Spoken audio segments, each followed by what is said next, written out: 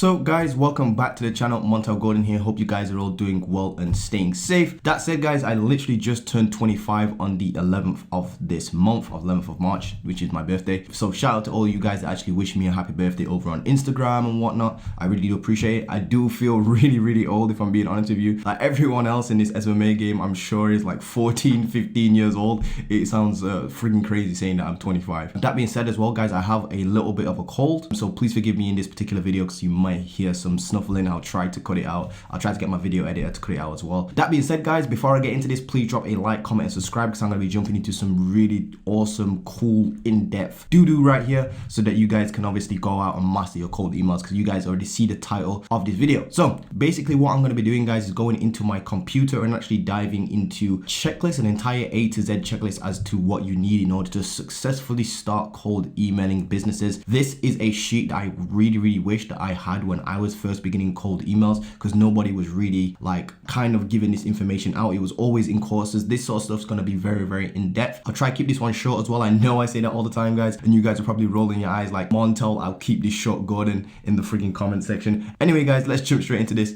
and get to this list. So guys, here we are in my computer. I'm going to leave this document below this video. So this is just a checklist basically you need to go through every time you kind of want to set up a new cold email system. So this is pretty much for beginners, but I'm telling you right now, even if you're intermediary or even an expert at cold emails, you're going to find stuff in here that's really going to help you in terms of your cold emails. There's definitely going to be some stuff in here that you've not thought about. Believe me, this sort of stuff you're not really going to find around the internet or on YouTube unless you buy someone's course for like $997 as those freaking gurus are selling their courses for. So that being said guys, here's the cold email checklist. So I'm going to go through this, give you this list so that you guys can actually have this and use this, but I want to go through it anyway. So don't turn off this video just yet because there's a couple of bonus points I want to touch upon as well, so make sure you stay to the end. So point number one, what you want to do when it comes to cold emails, right, is you want to make sure that you have a professional domain. So that means you don't want to use Gmail. So you want a professional domain that you're going to get from Google Domains. Now the reason why we use Google Domains to get our domains is because it's less hassle than going to something like GoDaddy.com and registering a domain. Way less hassle, and it also comes with an SPF record already set up, which we'll get into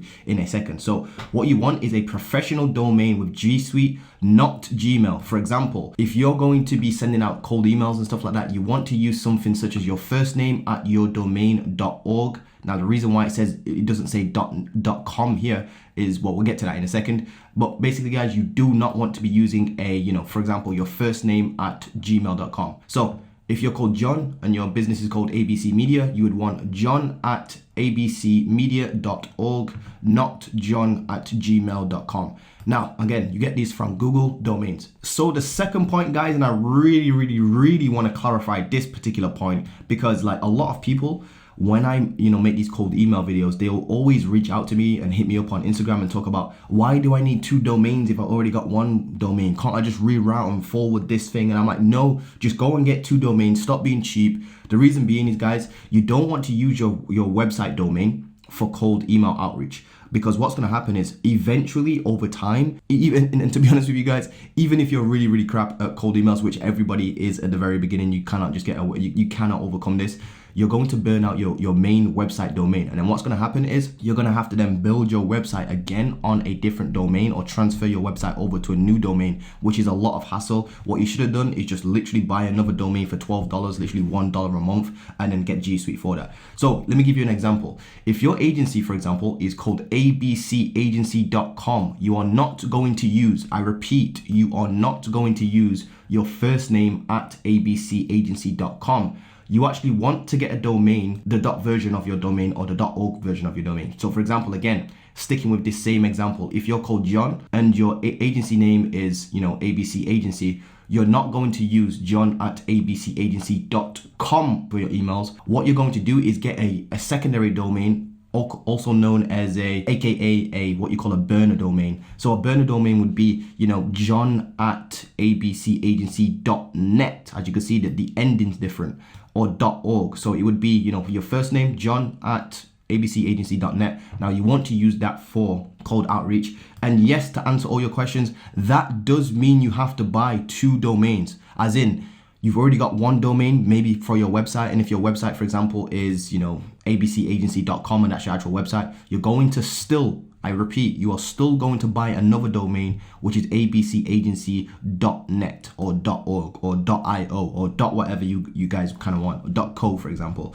Now, what I want to do as well, guys, is break down that using a different alias, such as, CEO at ABC Agency sounds like a smart idea, but that's not what you call a new domain. That's just a different alias. So using a different alias such as CEO at abcagency.com instead of, your first name at abcagency.com does not mean that you have a different domain. So you do not want to use CEO at abcagency.com because this is still the same domain. Now, people asked me in my last video, where do you get the .net version or the .org version of your domain? And the answer is you have to buy it again from Google. So guys, yes, you do have to buy another domain, and you do not want to be cheap with this because you do not want to mess this up. You want to make sure that you get the .net and the .org version of your domains. And then what you're going to do is you're going to reroute your burner domains, which are, for example, your first name, let's say it's John at abcagency.net. You would reroute that to your actual agency website. So for example, when you send out a email to somebody who's completely cold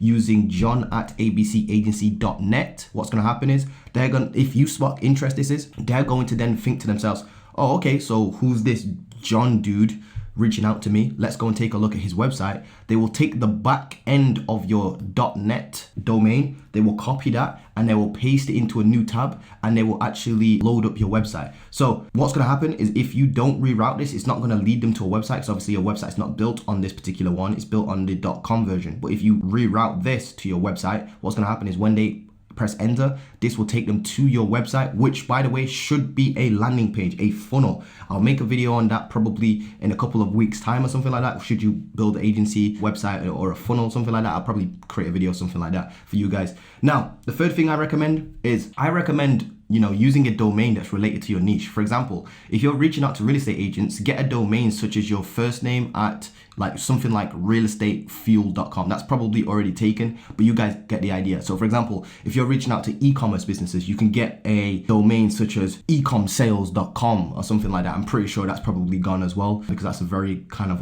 common name, very popular name, if you will. That's probably a very expensive domain to buy. So I don't recommend buying expensive domains. Just get the $12 domains. And also guys, just as I'm pretty sure this is obvious to you guys, but you do not want to use unprofessional / irrelevant domains such as John at mixtapemadness.com. Cut my mixtape, by the way. Yeah, just cut my mixtape. Anyway, guys, part number 4 is once you've now got all your your domains bought and stuff like that, and you've bought G Suite, what you're gonna have to do is set up what you call set up your free record, should I say, for maximum deliverability. Now, I don't know what these records do, guys, but you definitely want these records set up. These, if you don't do this, I mean, you're just going to mess up your deliverability rate. If you mess up your deliverability rate, nothing else is going to matter, such as your open rates and response rates. So what I recommend you guys do is buy your domains from Google Domains, because what's going to happen is you're going to have your SPF record already set up if you do so. GoDaddy doesn't set up your SPF records. I don't think if you buy the domain from them. So the only things you need to do and set up if you listen to me and bought your domain from Google Domains, is all you have to do is set up your DKIM record and your DMARC record. Again, I don't know specifically and the technical details behind these, but all I know is that it shows the servers or whatever it is, IP address, all this crazy crappy stuff that you don't really need to learn about, to be honest with you.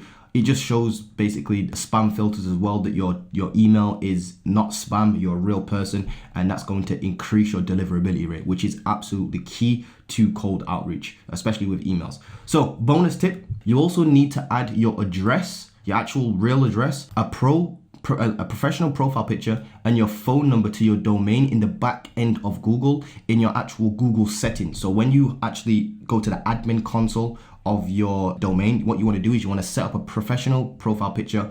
You want to make sure your address is in there and your phone number in there, because that's actually going to show Google that you're not a spammer.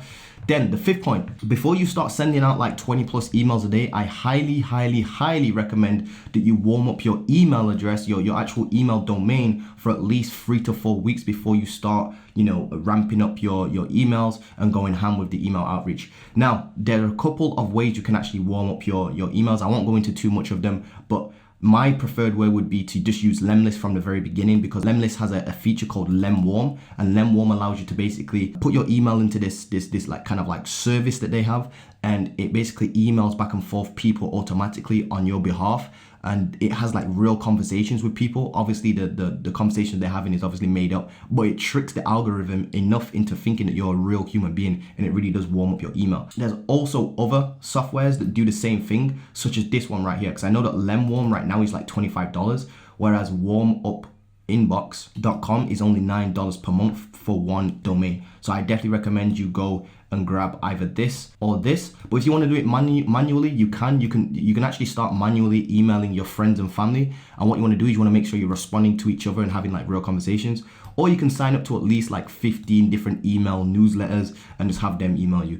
So just as a pro tip, like I said, I recommend using Lemwarm and Lemlist from the very beginning, because what I do is I like to host all my campaigns in Lemlist and keep it, you know, all in one place, because I actually like to send out automated campaigns using Lemlist. Do not go and send mass emails without watching this full video first. I know what you're doing. You're opening a tab and you're going and scraping leads. You're gonna send them a very generic template, and and it's never gonna work for you. It's gonna burn out your domain and waste a whole bunch of money. And well, not a whole bunch of money, because I mean domains are only $12, but you get the idea. So don't go and do that shit. So what I recommend, guys, is you use Lemwarm from the very beginning. And what I do recommend is you just continuously leave Lemwarm running forever and ever. That's just going to keep your email warm, basically, because it's going to trick the algorithm into thinking you're having real conversations with people. Now, step 6 or point 6, before sending any emails, what you want to do is add a pro looking email signature to the bottom of your emails without any images and without any links, guys. You do not want to put images or links into your emails, especially your first couple of emails, especially when you reach out to somebody initially. Definitely, because guys, that's going to decrease your deliverability because you're sending over links. Not only that, guys, but I personally don't ever send links in my emails until somebody responds back to me, and then I will send over my calendar with a link in there. So point 7, guys, real quick, is never send emails without using a service like Neverbounce. Neverbounce is a service where you can basically check to see if your emails that you're going to be sending to are verified or not, and you never want to send an email to an unverified email. So you want to make sure that you triple check the emails are verified, and you always want to make sure that you triple check your emails for spelling errors and grammatical errors. What I do personally, guys, is I get my first line writers to write my personalized first lines, and then what I do is I get them to put those personalized first lines through Grammarly to make sure there's no grammar mistakes.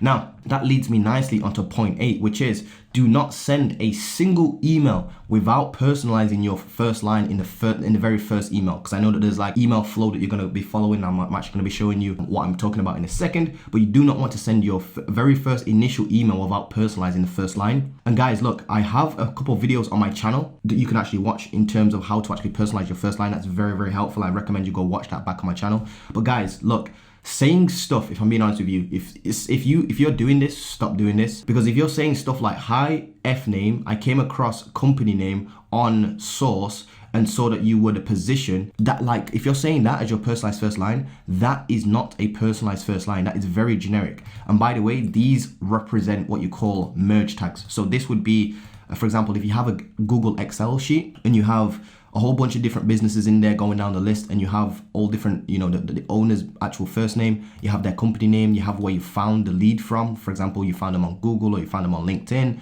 or for example, and then this position section here is obviously if they're the CEO, CMO, co-founder, you get the idea. So these are obviously merge tags. So these get translated in the software into real pieces of data. For example, hi John, I came across ABC clothing on Google and saw that you were the CEO. Like, for example, that's not a personalized first line. Go and take a look at my other videos to see what a personalized first line actually is. So point number 9, guys, and this is very, very smart. This is what you want to do before you even start sending out your emails, if I'm being honest with you, because this is going to help you stay organized. So number 9 would be, you always want to make sure that you have contingency emails, what I call contingency email templates, for when you get actual responses. So what I found, guys, is that a lot of people will say and respond back to you saying that they're either not interested. They'll say something on the lines of, do you have case studies that we can see? They'll actually ask you stuff like, you know, what's your fee structure? How do you price? What's your pricing structure? That sort of stuff.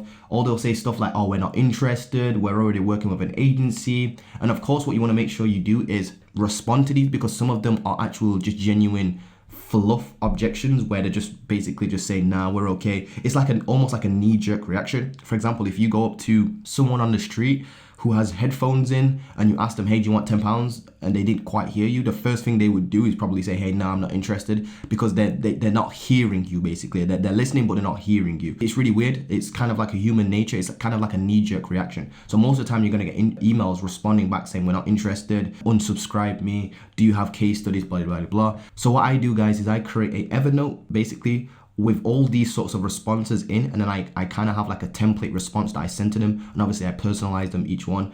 But guys, what you want to do is also make sure that you also have a response to when people say, sure, let's jump on a call, or sure, send me over a Loom. So you have like a nice templated response that you can actually really quickly just send them over. That's obviously personalized to them, but it doesn't mean you have to type it out each and every time that that you get a response. It just helps you eliminate that barrier of entry, if you will. Like, and what I mean by that is, if you already have the template in your Evernote, all you have to do is open Evernote, copy it, paste it in, and then edit like a few words out of there. You know, your response is pretty much the same every time. So number 10 is you want to make sure that you have the right tools in place. Now this is more of like a pro tip, if I'm being honest with you, but this is going to take you way further than everybody else who's doing cold emails. So what I want you guys to do is obviously be the best of the best at cold emails. So what you want to do is you want to make sure you have the right tools in place, such as Pipedrive and HubSpot. These both are what you call CRM systems that help you organize your leads.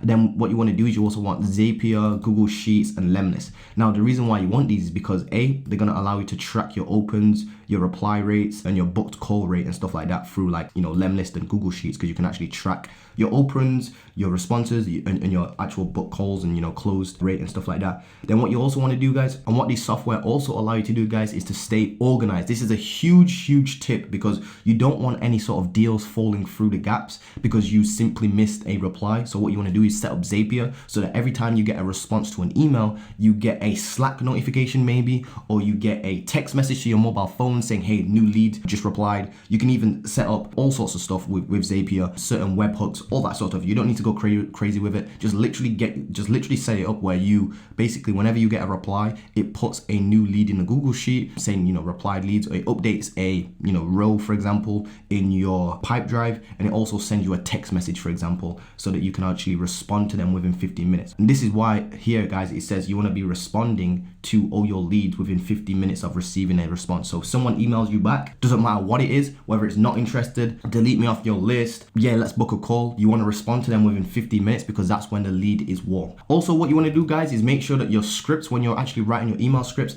they're no longer than 15 to 20 seconds long in terms of the speed and how long it takes you to the person to read them. So what I mean by that is, guys, you want to make sure that your scripts take literally less than 15 or even 20 seconds to read, and you want to make sure that they have a single clear call to action. You're not going to be talking about, look at this case study, do you want me to send over a Loom, and do you want to book in a call, all in the same email. What you want to do is have one call to action that's very clear. You actually want a question mark at the very end of it, and you want to make it very clear, very just straight to the point. Don't be like, oh, I thought we could kind of have a 15-minute chat maybe if you're available. Like, no, you're going to say, are you available this week or next for a quick call, question mark. That's literally what you call a clear, concise call to action.